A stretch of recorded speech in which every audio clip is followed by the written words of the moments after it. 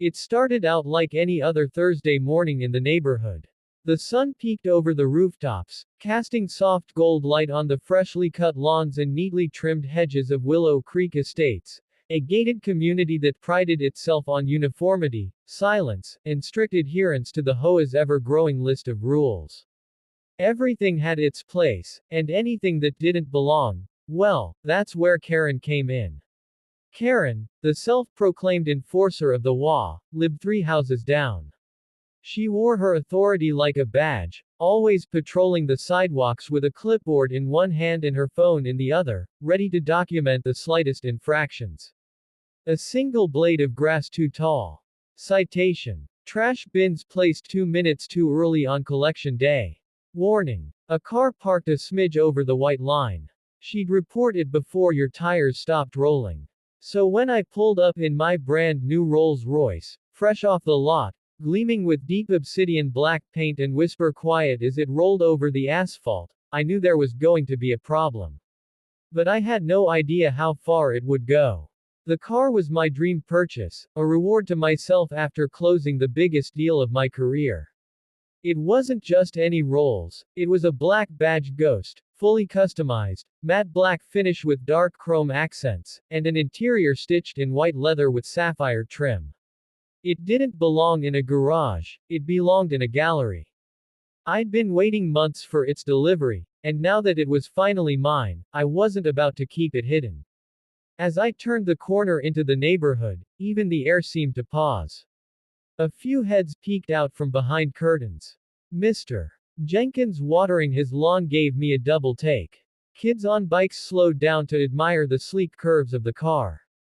But as I reached my driveway, I saw her, Karen, standing on the sidewalk with arms folded, lips pursed, eyes locked onto me like a heat-seeking missile. I gave her a polite wave. She didn't return it. I parked the car carefully in my driveway, fully within the lines, engine off, music low. I stepped out and ran my hand over the hood. It was a moment I'd waited for. But Karen stormed toward me like I had just dumped a bucket of paint on her petunias. That vehicle is not registered with the HOA, she snapped before I could even shut the door. You can't park it here. It's an eyesore. I blinked. An eyesore. It's a Rolls Royce. She didn't flinch. It's not about what it is. It's about what it represents. Flashy, showy, and disruptive to the aesthetic standards of the neighborhood. I resisted the urge to laugh. The aesthetic standards. There's a 2005 minivan with a dented bumper 2 houses down. That minivan is registered and approved, she said, wagging her finger. This thing, hasn't gone through proper channels. It's in violation of Articles 3, 7, and 9 of the HOA code. I stared at her. It's a car. In my driveway. There are protocols, she hissed. You didn't get it pre-approved, and now it's blocking the harmonious flow of our community's appearance. Now, at this point, I could have taken the high road. I could have smiled, nodded, promised to fill out whatever form she wanted, and gone inside. But I was still riding the high of my big purchase and months of work, and frankly, I was tired of her tyranny. Karen, I said, this is America. I can park my car in my own driveway. Especially when it's a $250,000 car. Her face turned a shade of red I hadn't seen before. She took out her phone and started snapping pictures from every angle, circling the car like a shark. You'll be receiving a citation, she muttered. Several, in fact. And I'm alerting the board. Alert the board, I said, walking toward my front door. Hell, alert the president. But she wasn't finished. As I reached my porch, she was already on the phone, pacing back and forth, loudly recounting how a suspicious vehicle had appeared in the neighborhood, how it was possibly being used for illegal activities, and how she feared for the safety of the community. I turned around. Are you serious right now? She glared at me, finger pressed to her earpiece. Yes, officer. Yes, I'll stay on the line. 20 minutes later, a police cruiser pulled into the cul-de-sac.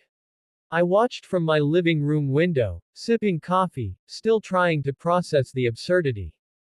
One officer approached Karen, who gestured wildly toward my car. Another officer came to my door and knocked. I opened it calmly. Morning, officer. Can I help you? We received a call about a suspicious vehicle. Your neighbor is concerned. I nodded slowly. That would be Karen. The Rolls is mine. Just picked it up today. Registered, insured, clean title. He raised an eyebrow. Mind if I take a look? Not at all, I said, grabbing the keys and stepping outside. Karen was still ranting, voice raised, talking about noise ordinances, how the car would attract the wrong crowd, how I was disruptive and antagonistic, and refusing to comply with community standards. The officer inspected the vehicle. I handed over my license and registration. Everything checked out. He seemed ready to leave, even gave me a friendly nod, but then Karen dropped the nuclear option. He assaulted me, she said suddenly, pointing at me. My head snapped toward her. What? He got in my face, threatened me, called me names. I'm shaken. I'm traumatized. He needs to be removed from the premises. The officer looked uneasy. Ma'am, did you file a report? I'm doing it now, she said, voice trembling with performance. I'm pressing charges. I was stunned. I hadn't laid a finger on her. I hadn't even raised my voice. But protocol is protocol. The officer took a deep breath and said, Sir, I'm going to need you to come with me. We'll sort this out at the station. My mouth went dry. You can't be serious. It's just for questioning, he said. You're not under arrest, yet. But we need to follow through. Karen stood on the curb, arms crossed, a smug little smile playing on her lips as I was led to the cruiser. As I sat in the back seat, the cool leather pressing against my back, the irony hit me. I'd driven home in a Rolls Royce, and now I was leaving in handcuffs. Not because I broke the law, but because I broke the unspoken rules of a power-drunk tyrant who couldn't stand the sight of someone else's success. She stormed down the sidewalk with the fury of 1,000 suburban grievances. Clipboard clutched like a battle axe, cell phone already in hand, she was shouting before I even stepped out of the car.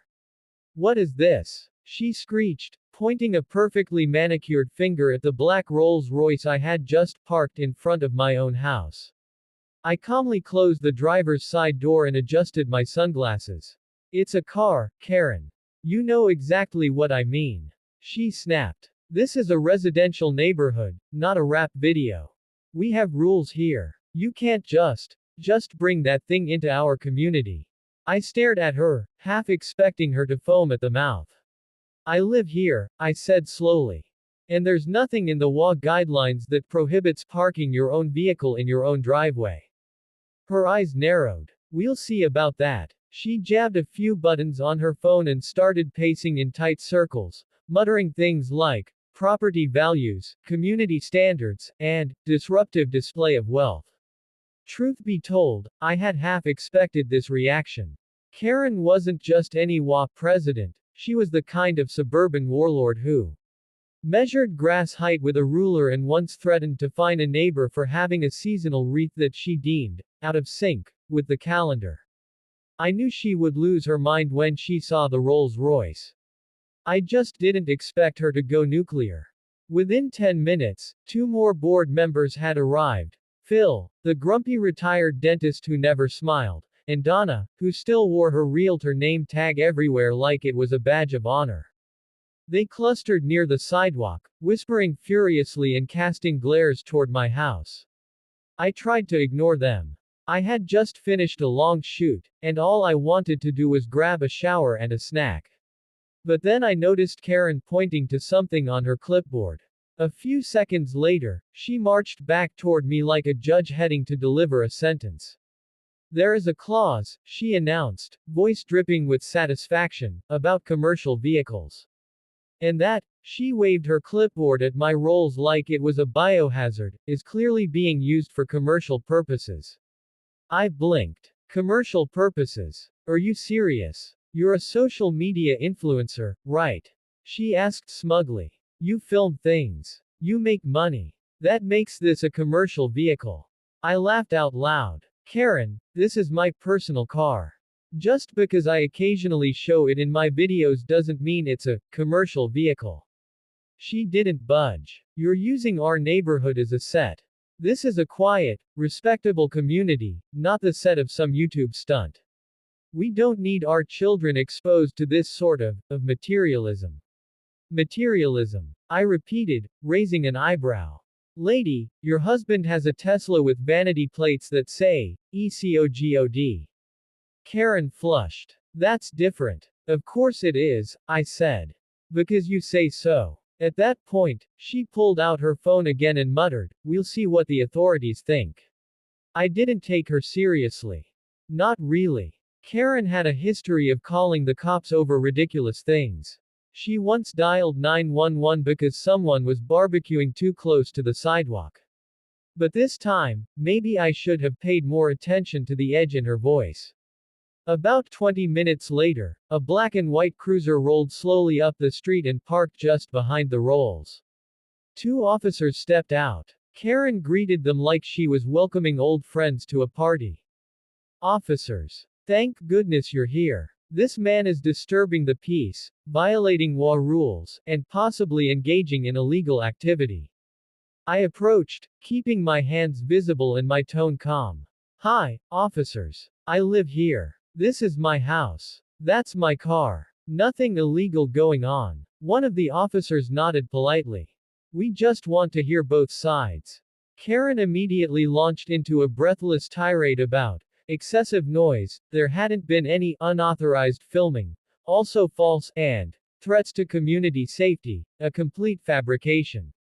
I stood silently, letting her dig her own grave. The officers listened, nodded, and then turned to me. Sir, do you have any ID on you? I handed over my driver's license, calm but slightly irritated. I'm not sure what law I'm supposed to have broken. Karen pounced. He's been filming without permits. He's trying to monetize our private neighborhood. One of the officers raised an eyebrow. Ma'am, this isn't a movie set. If he's on his own property and not violating any state or local ordinances, that's not something we enforce. But Karen wouldn't let it go. He's disrupting the character of our community. Look at that car. It's causing traffic. People have been slowing down to stare at it all day. I almost laughed. That part was true. The Rolls-Royce had drawn attention, but only the good kind. A few neighbors had even complimented me earlier. Kids had taken selfies next to it. But in Karen's world, anything she didn't approve of was an emergency. At that point, one of the officers asked if I would mind stepping aside with them just to clarify a few things. I said sure. We walked a few paces away, and I explained my side, calm, factual, no attitude.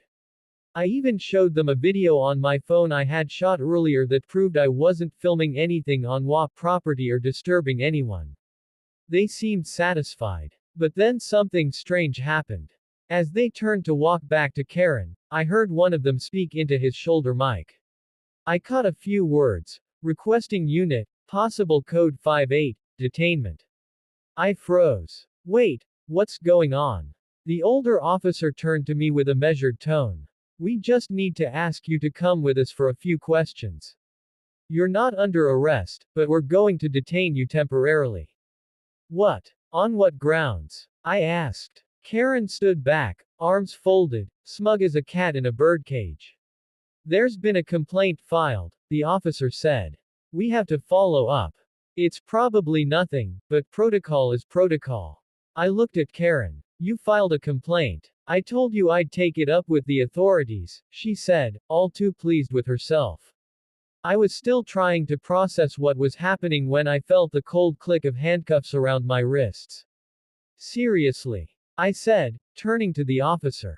This is insane. I know, he said quietly. But we're just following procedure. You'll be out in no time. As they walked me toward the cruiser, Karen stood there grinning like she had just won the neighborhood lottery. This is my community, she called out. We don't need riffraff like you showing off. I didn't respond. I didn't need to. Because something told me this wasn't the end, it was just the beginning.